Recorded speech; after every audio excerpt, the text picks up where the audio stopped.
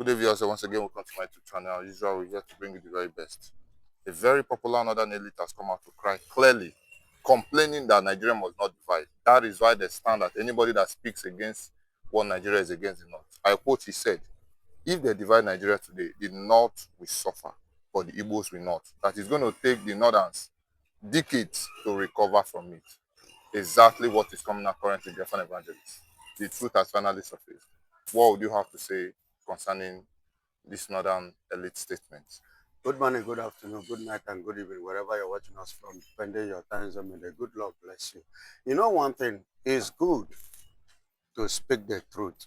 And if not for the father, Mazen Nnamdi Kanu, according to the saying of many Nigerians, that is too stubborn, this truth and this fact will not be coming out. And people will not continue to believe what I've been saying, that we are the pioneer of Nigeria. The Biafrans are the engine room. They are the mouthpiece of Nigeria, and they are the confidence and the courage that Nigeria is standing with today. Nigeria is making mouth, bragging outside, showing wings and flying is because of the Biafrans. The man have said it all because you have seen it all. Are you getting it? Igbos are patient enough, and we have bear all odds. Igbos has gone through a lot of things. Igbos have suffered a lot of things. Igbos have experienced a lot of things. When you talk of hunger, when you talk of intimidation, litigation, evil, many things we have got, but at the end of the day, we still survive it. So there is nothing that will happen to us now that will come to Igbo man today that Igbo man will not stand still and stand firm and conquer and come out of it victoriously. You get a point? So that is why this division of a thing is not shaking them. You know, when you are not prepared for something and that thing come to you, it will be difficult for you to withstand it. There is an adage that says,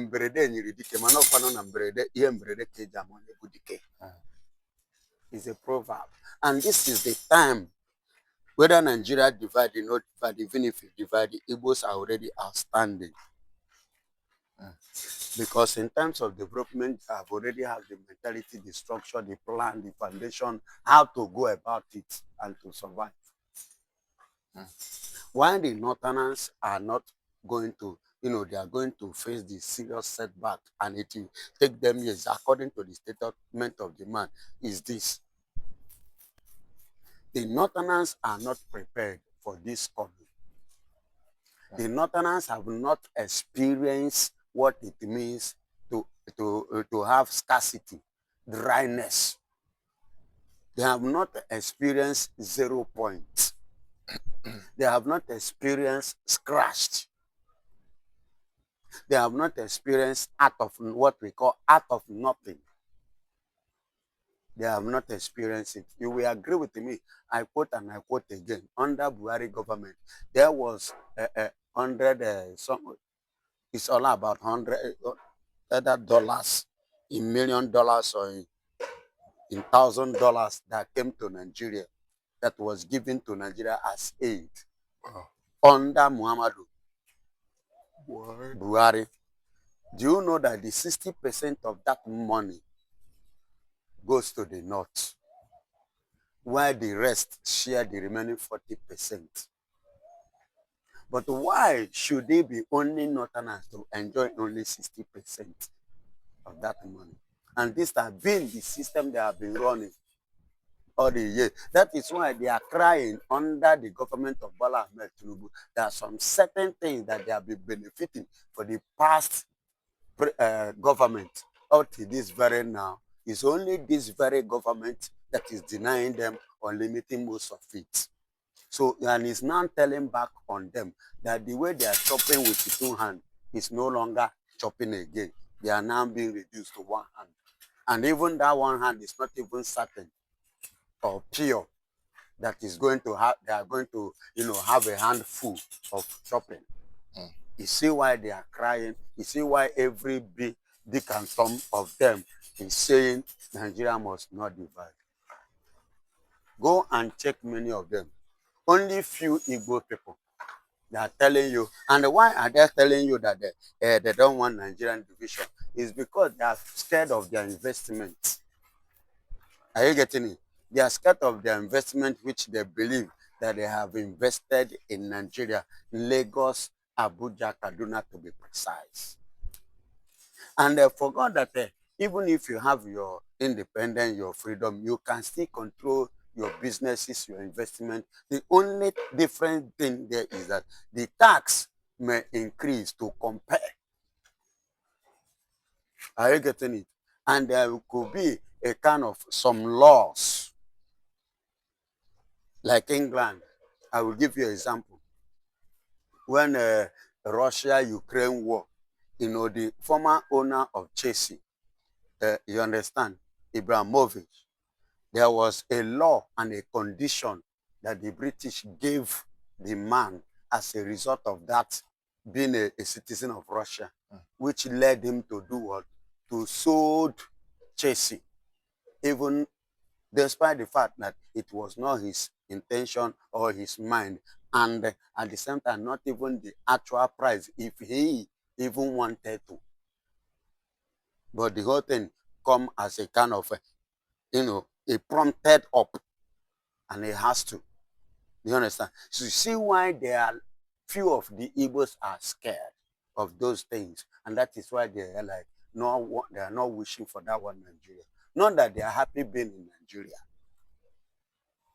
not that they are happy being a citizen of Nigeria, because they know, and if you have time to see, they will tell you what they have gone through to have reached to that extent. You understand? So they are scared of going back. But I don't know that they are not telling you that you are going to fall, that you are going to lose everything. No. Division simply means everybody have government of your own, have constitution of your own, have leadership of your own, have police of your own. Be the one to decide in your own. Then the other side will decide their own. If you like, you remain. Moreover, UK, Nigerians are living there, they have property. P2B owns a property in UK. In America, many Nigerians have their property in America. America have their own constitution. They have their own rules. And you yourself that see that even in Saudi Arabia, Nigerians, including Igbo man, own property there. They even live there. They have their own policy. Dubai too. And they have their policy. And you look into the policy, it suits you. Then why is it that our own in Nigeria here, Africa here, they are too scared? It doesn't affect whom you are, and it cannot affect what you have. But the only thing is that we need our freedom, because there's nothing like freedom, so that we can run government of our own in the best choice of ours. So the Northerners are not ready. That's why, and they are not seeing it coming, because had they been that they know that this Kanu case will lead, where they make the worst mistake that they made was the mistake of what? Acknowledging Nnamdi Kanu presence in Nigeria. You don't understand? I will break it down. Okay. Now, what I mean by acknowledging the presence of Nnamdi Kanu is this. They don't suppose, because the former president of Nigeria said to Muhammadu Buhari, do not pay attention to what Nnamdi Kanu was doing, because Nnamdi Kanu was not known. He was not known by us, even among the Igbos. Only few know him as a son, but they did not know him or see him as one that can fight for Biafra and expect us to believe him. Someone like me, even when he knew him, when I didn't take him serious. You get the point? And for him to be able to stand to fight for the freedom of his people, he must introduce himself to his people, and his people must know him, and his people must believe in him. You get it? And he must become a popular person, because Kanu have not handled any political position in Nigeria. He has not any public offices, and he has never handled anyone. You know, so nobody truly know him. Nobody know him. Nobody actually know him. But to that action of Muhammadu Buhari make people to notice Kanu. You get the point now? They now notice him. Then this man, who is he? Where did he come from? Who is his father? What and what? Everybody was eager to know him. And from there, they started building momentum recognition to the government and to the people. You get it? From there, he became popular. Then people started paying attention, listening to what he's saying. And, you know, the action of the government now draw attention, public attention, international, and everybody now follows. Oh, with his broadcast again, now becomes something that, okay, we have been looking for somebody to speak. And, Kanu is somebody that they have that grace. Okay. Kanu have that grace. When he's speaking, he will be giving you a fact that appears real. And you will kind of take it in and study it with what has happened and the one that is currently going on. Then you reason with it. You get the point now? So he used that opportunity to grow the wings. That is where Nigeria and the Northerners made the mistake, because it was Buhari that kidnapped him. Although in one way or the other, Yoruba's hand are involved. Oh, you understand? But who is the major, the leader? Is Fulani man, the Northerner. You see how I said they did not see it coming, and they never know that it will come to this extent. So, having said that, after the escape of Kanu, when they intend to assassinate him, the next thing they went ahead again to even kidnap him. You see that kidnapping of a thing draw more attention and draw more love. That means for the government to be after this man, that means this man is actually hitting government. He's actually touching government. So let's pay more attention to him. Let's give him more audience. And the more they do that, someone like me begin to develop love, pick interest on this guy. Let me actually know whom he is more. Let me know him more. Likewise, every other person. And today, in the court, he conquer. They don't want him to go. And he keep on telling, dishing out to see. And the things he said begin to manifest, begin to show, and we begin to see it. Somebody like Showole said, even Omotosho asked him, are you a prophet? You understand? Showole now said, from today, I will make you my best friend. For the things you have said, because the one that happened even in Benue, with a date and a day, and what he said happened exactly. That's when they were afraid. Somebody like Showole was, I will make you a friend. Your type is what I want. You see how he draw attention.